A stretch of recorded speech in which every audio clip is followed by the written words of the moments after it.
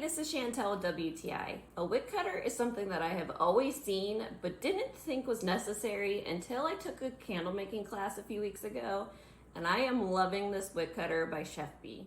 I've always known the importance of trimming your candle wick to prevent soot buildup on the sides and lengthen the life of the candle, but I always just use scissors. But this wick trimmer is just so much better than bulky scissors and so much more aesthetically pleasing. It's such a sleek design, and I love the matte black. It's become a part of my dining room table decor. It's made from stainless steel, so it's heavy duty and very easy to clean. You just wipe off with a rag after use. I love the length of the trimmer because it makes it so easy to get down to the wick and those candles that are almost done but still have a little burn left. The blade is nice and sharp, and I love that the wick is held right on top for easy disposal.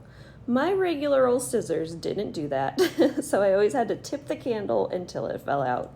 I can't believe I waited so long to purchase one. It is such a handy little tool to have, but that's just my point of view.